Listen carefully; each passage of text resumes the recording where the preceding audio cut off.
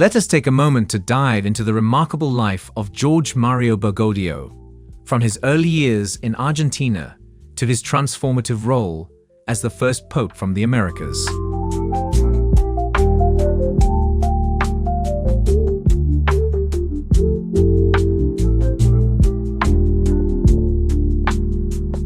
His childhood in a working-class family shaped his understanding of the world, fostering a deep empathy for those in need. His decision to pursue the priesthood, his years as a Jesuit, and his path to becoming Archbishop of Buenos Aires were all marked by a desire to serve others with simplicity and sincerity.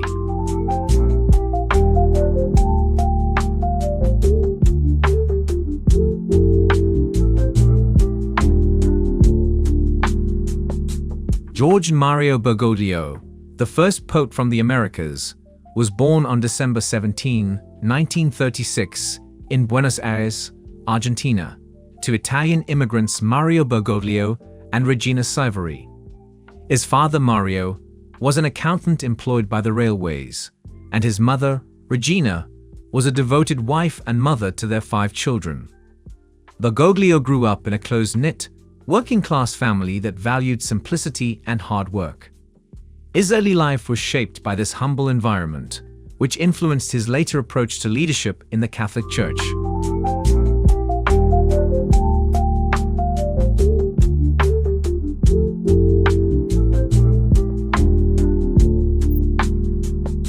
Childhood and education. As a child, Bergoglio was known for his quiet and reflective nature. He grew up in a neighborhood that was a blend of Italian immigrants and local Argentinians, and this mixture helped him develop a deep sense of empathy for the poor and marginalized. He completed his primary education in Buenos Aires, and during his school years, he showed a particular interest in literature and the humanities. His love for books and study would later manifest in his work as a theologian and author. Bergoglio graduated as a chemical technician, but his sense of vocation led him to pursue the priesthood. His decision to follow this path was solidified when he entered the diocesan seminary of Villa Devoto in 1955. His academic journey continued when he joined the Society of Jesus, the Jesuits, on March 11, 1958, marking the beginning of a life dedicated to the service of God and the Church. The first Pope of the Americas, Jorge Mario Bergoglio, hails from Argentina. The 76-year-old Jesuit Archbishop of Buenos Aires is a prominent figure throughout the continent, yet remains a simple pastor who is deeply loved by his diocese, throughout which he has traveled extensively on the underground and by bus during the 15 years of his episcopal ministry.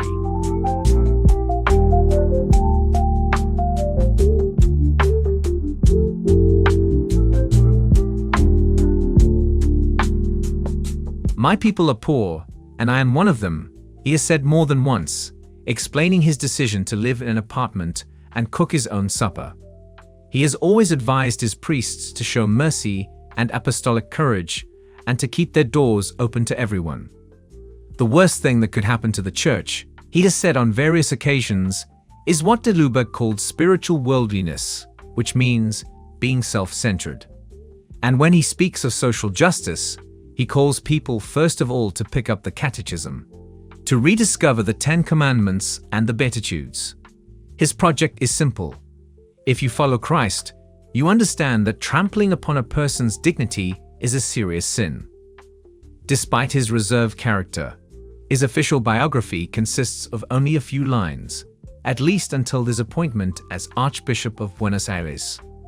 He became a reference point because of the strong stances he took during the dramatic financial crisis that overwhelmed the country in 2001.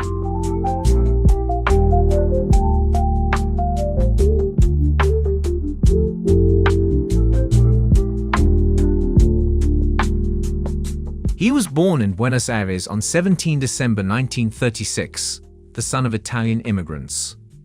His father Mario was an accountant employed by the railways, and his mother Regina Saivari was a committed wife dedicated to raising their 5 children. He graduated as a chemical technician and then chose the path of the priesthood, entering the diocesan seminary of Villa Devoto. On 11 March 1958, he entered the novitiate of the Society of Jesus. He completed his studies of the humanities in Chile and returned to Argentina in 1963 to graduate with a degree in philosophy from the Colegio de San Jose in San Miguel. From 1964 to 1965, he taught literature and psychology at Immaculate Conception College in Santa Fe, and in 1966, he taught the same subject at the Colegio del Salvatore in Buenos Aires. From 1967 to 70, he studied theology and obtained a degree from the Colegio of San Jose. On 13 December 1969, he was ordained a priest by Archbishop Ramon José Castellano. He continued his training between 1970 and 1971 at the University of Alcalá de Henares, Spain, and on 22 April 1973 made his final profession with the Jesuits.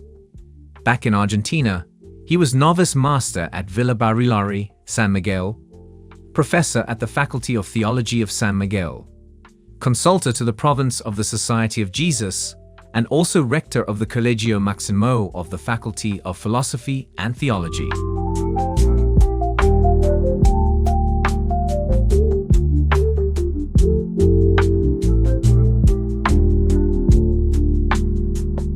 On 31 July 1973, he was appointed provincial of the Jesuits in Argentina, an office he held for 6 years.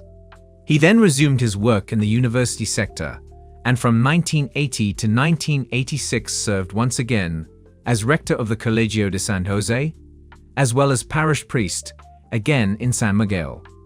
In March 1986, he went to Germany to finish his doctoral thesis. His superiors then sent him to the Colegio del Salvador in Buenos Aires, and next to the Jesuit church in the city of Córdoba, as spiritual director and confessor. It was Cardinal Antonio Quaresino, Archbishop of Buenos Aires, who wanted him as a close collaborator.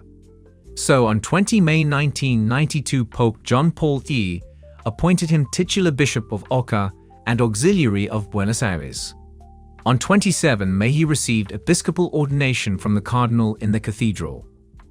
He chose as his episcopal motto, Miserando Arce Elegendo, and on his coat of arms inserted the Is, the symbol of the Society of Jesus.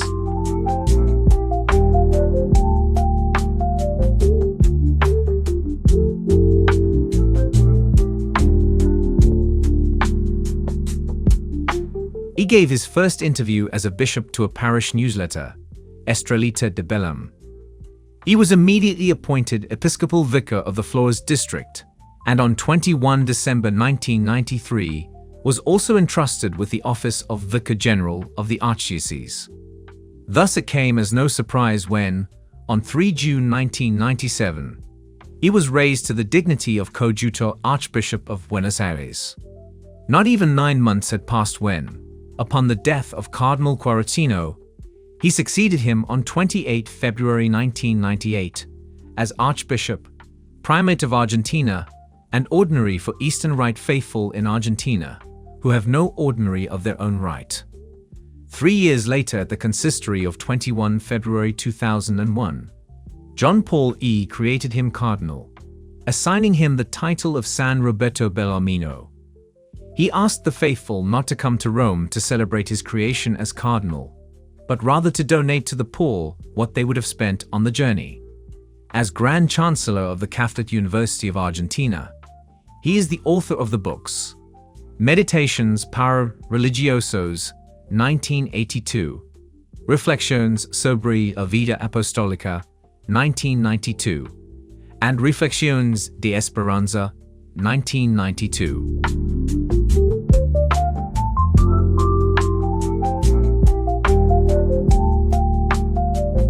In October 2001, he was appointed General Relator to the 10th Ordinary General Assembly of the Synod of Bishops on the Episcopal Ministry. This task was entrusted to him at the last minute to replace Cardinal Edward Michael Egan, Archbishop of New York, who was obliged to stay in his homeland because of the terrorist attacks on September 11th. At the Synod, he placed particular emphasis on the prophetic mission of the bishop, is being a prophet of justice, his duty to preach ceaselessly the social doctrine of the Church and also to express an authentic judgment in matters of faith and morals. All the while, Cardinal Bergoglio was becoming ever more popular in Latin America. Despite this, he never relaxed his sober approach or his strict lifestyle, which some have defined as almost ascetic. In this spirit of poverty, he declined to be appointed as president of the Argentine Bishops' Conference in 2002. But 3 years later he was elected and then, in 2008, reconfirmed for a further 3-year mandate.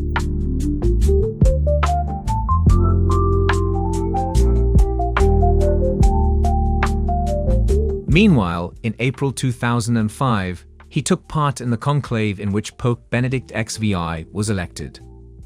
As Archbishop of Buenos Aires, a diocese with more than 3 million inhabitants, he conceived of a missionary project based on communion and evangelization. He had 4 main goals: open and brotherly communities, an informed laity playing a lead role, evangelization efforts addressed to every inhabitant of the city, and assistance to the poor and the sick.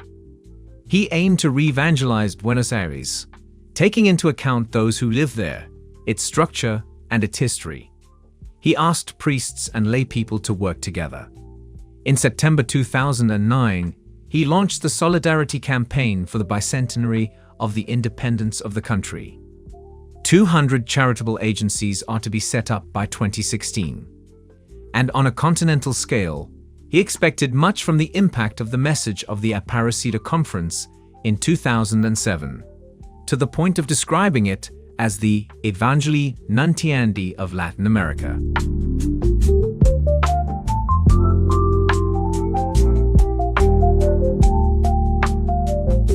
Until the beginning of the recent Sedi Vacanti, he was a member of the Congregation for Divine Worship and the Discipline of the Sacraments, the Congregation for the Clergy, the Congregation for Institutes of Consecrated Life and Societies of Apostolic Life, the Pontifical Council for the Family, and the Pontifical Commission for Latin America.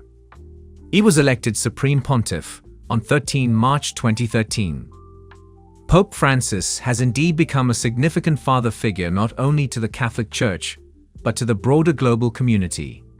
His humble approach, emphasis on mercy, and strong advocacy for social justice have resonated with people from all walks of life, transcending religious boundaries. Since becoming the Pope in 2013, his efforts to foster dialogue, promote peace, and encourage the Church to focus on the marginalized and the poor have been remarkable.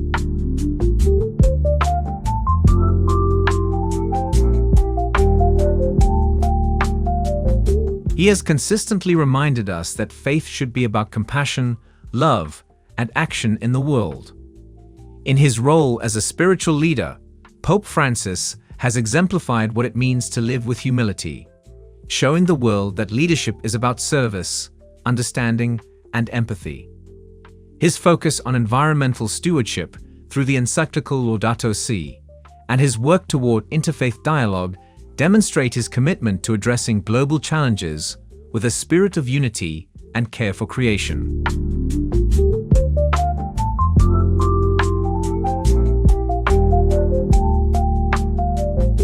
Pope Francis' voice has echoed in matters of peace, human dignity, and the importance of standing up for the oppressed. He has reminded us that leadership is not about power or status, but about lifting others up and working toward a more just and compassionate world. His teachings, actions, and openness to change have inspired millions, showing the world the true meaning of faith in action.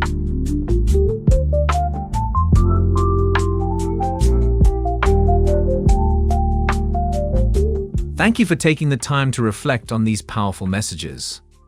Please don't forget to click the bell to subscribe to this channel, so you can continue to stay connected to meaningful content. Also, if you found this message inspiring, please like this video. Thank you for watching.